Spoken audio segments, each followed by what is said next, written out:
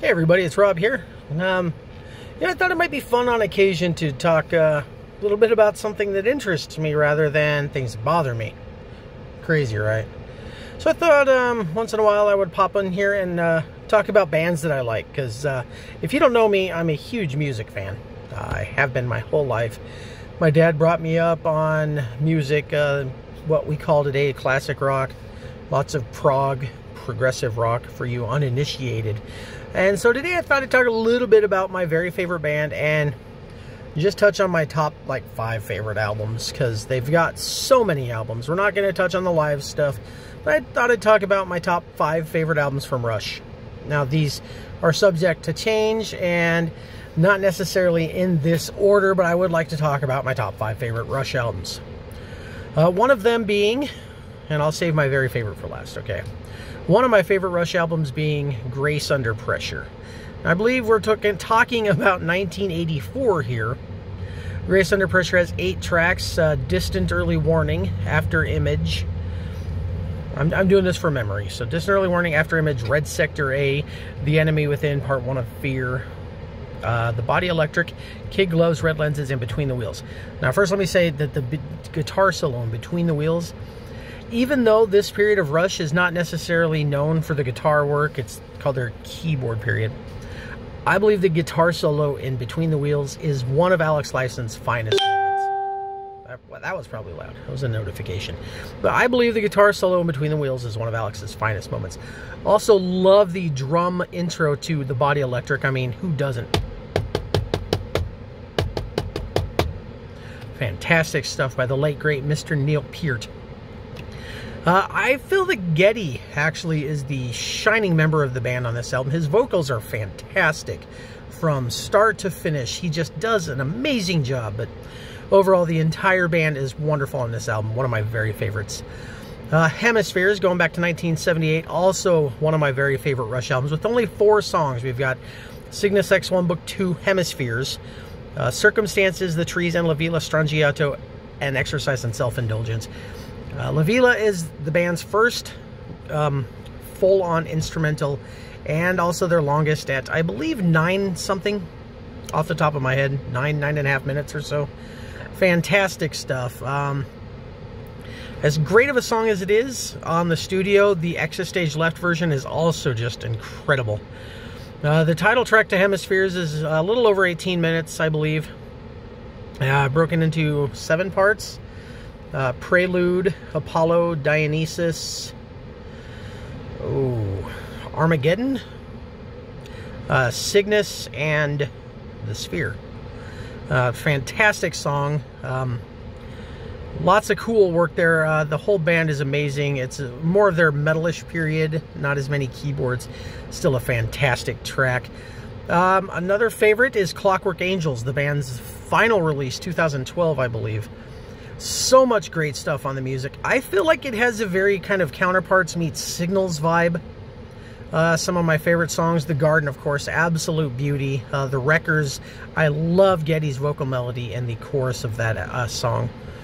The title track is also fantastic. Headlong Flight, with that recall back to Bastille Day. Very cool stuff there. I cannot believe that the band recorded such a phenomenal album. It was their 20th studio album. Yes, people, I do count Feedback as a studio album. It was also their final album, sadly, because Neil Peart passed away in January of this year, so there obviously will never be another Rush album. We held out hope, but, you know, as maybe a reunion or something from the band following Neil Peart's announcement of his retirement. But obviously, once he passed away, there will be no new Rush music.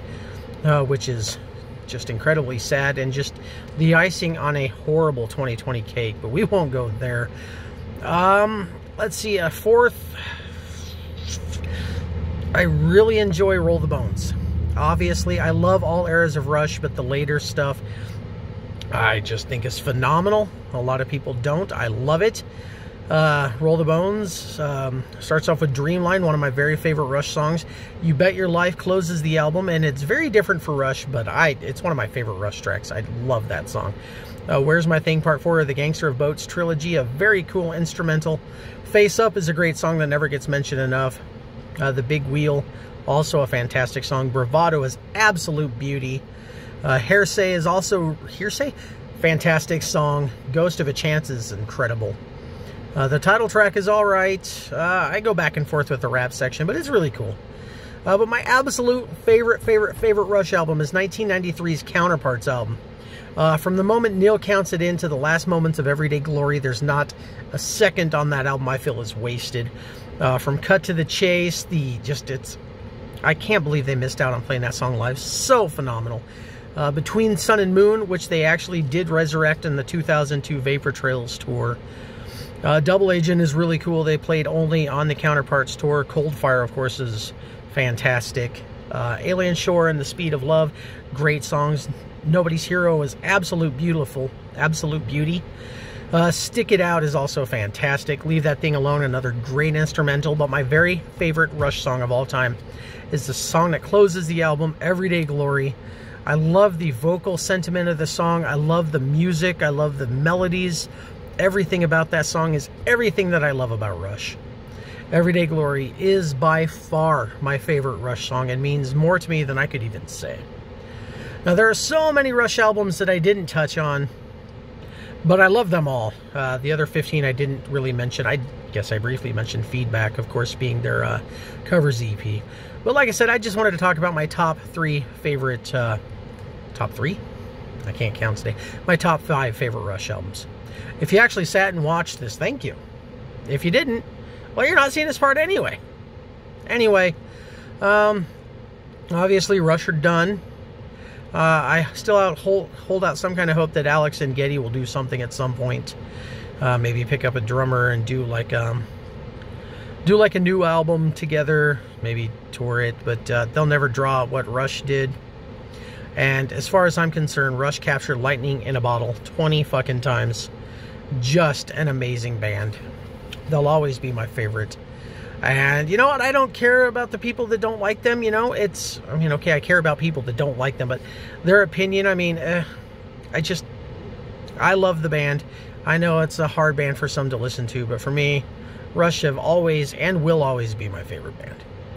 I think next time maybe I'll talk about Dream Theater, my second favorite band. I think Dream Theater tied with anything Neil Morse, who is actually my favorite musician.